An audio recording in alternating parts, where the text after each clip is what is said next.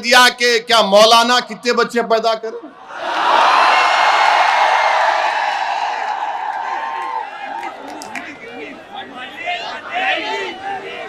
मौलाना 19 बच्चे पैदा किए। मौलाना मैं हार गया 6 में, आप 19 में कामयाब हो गए। मेरे को 6 है, दाढ़ी वाइट हो जा रही। मौलाना से मिलना चाहूंगा, पुंजानी साहब जरा मिला दो। उनका हाथ लेके चूमता हूं अम्मा।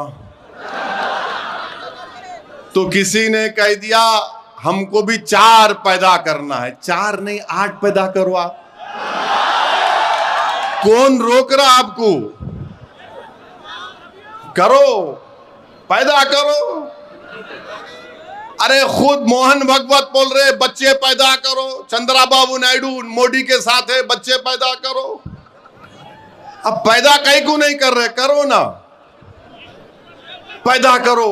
19 पैदा करे तुम, 4 नहीं तुम भी 20 पैदा करना। तुम्हारे को भगवान का वास्ता तुम भी 19 या 20 पैदा करना। ये क्या है, मजाक है हर चीज में। अरे जालिमों, पढ़ो। तुम अगर थम्स अप है तो थम्स अप का इलाज मेरे पास नहीं है। भारत में जो डेमोग्राफिक डिविडेंड है, सबसे ज्यादा 40 साल से कम उम्र नौजवान भारत में है। दुनिया में किसी मुल्क में ऐसी नौजवान आबादी नहीं है। 60% आबादी भारत की 40 साल से कम उम्र की है। उनको आप नौकरी नहीं दे रहे, उनको आप सिखा रहे नहीं कोई स्किल, उनको आप कोई जिंदगी का मकसद नहीं दे रहे। आर्मी में जाते थे, आपने आर्मी को बंद कर दिया और कहा कि फुला नया चीज निकाले हम उसमें चले जाओ। और मोदी और आरएसएस बोल दिए नौकरी नहीं दे सकते, तुम गौ रक्षक बन जाओ, तुम लव जिहाद करके रास्ते पे चले जाओ। और आपको मालूम कि उत्तर प्रदेश के मुख्यमंत्री बाबा बहुत बड़े साइंटिस्ट हैं, बहुत बड़े साइंटिस्ट हैं। माने दुनिया में उनके साथ कोई साइंटिस्ट आज तक पैदा नहीं हुआ। नहीं, सही बोल रहा हूं। बाबा ने बोला कि अब मुसलमानों की बस्तियों में जाकर तलाश करो बांग्लादेशी कौन है। तो बाबा ने बोला कैसे पहचानना? बेचारे पुलिस वाले सीएम हैं, बोले जाओ और जाकर मुस्लिम बस्ती में जाकर पूछो तुम बांग्लादेशी है। वो बोलेगा नहीं है। तो बाबा बोले फोन लेके उसकी पीठ पे रख के बोलना, फोन बोल रहा इन्हें बांग्लादेशी है। आप बताइए, फोन को पीठ पे रख के बाबा बोल रहे बांग्लादेशी है। बाबा कभी किसी के सर पे रख के देखना, इसमें भेजा है भी नहीं है।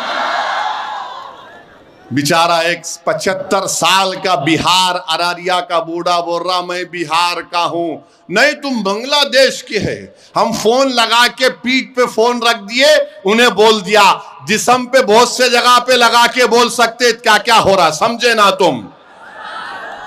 मेरे अजीज दोस्तों और बुजुर्गों, ये हाल करके रख दिए। जलगांव में सुलेमान पठान को उसके दोस्तों ने मिलकर मॉब लिंचिंग कर दिया।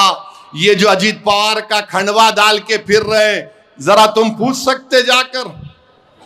तुम ना वफ के कानून पर पूछ सकते, ना तुम वो पठान बच्चा जिसको उसके बचपन के दोस्तों ने मार मार कर कत्ल कर दिया।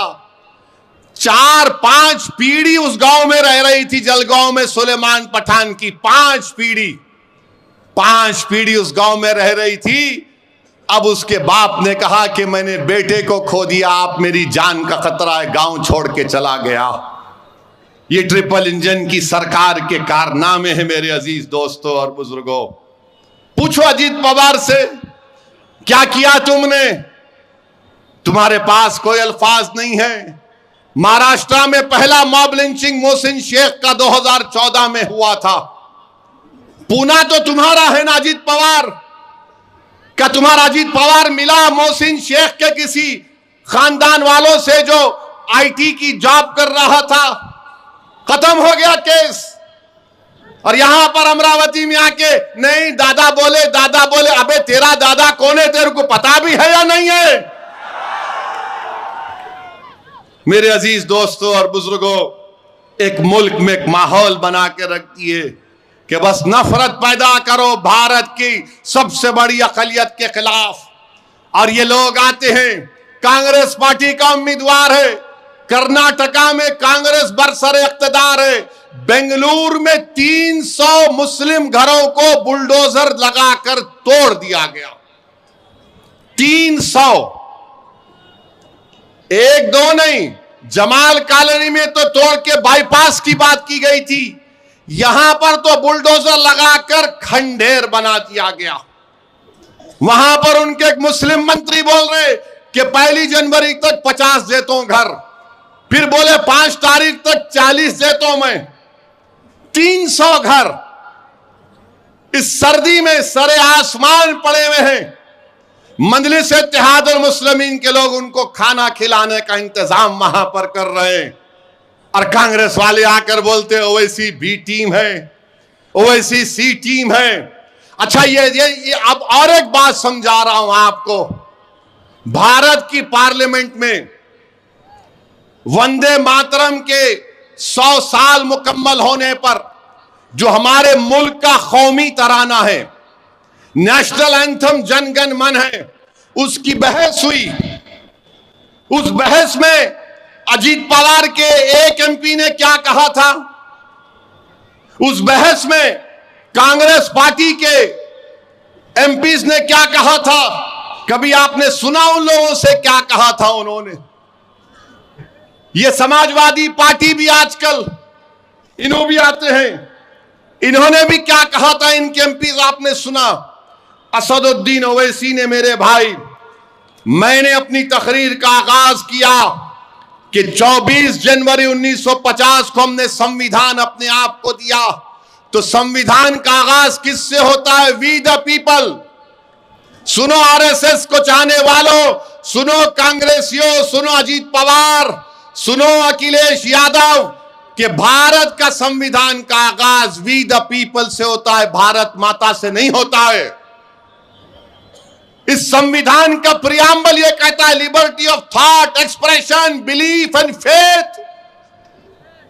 ये भारत के आईन का प्रियम्बल है।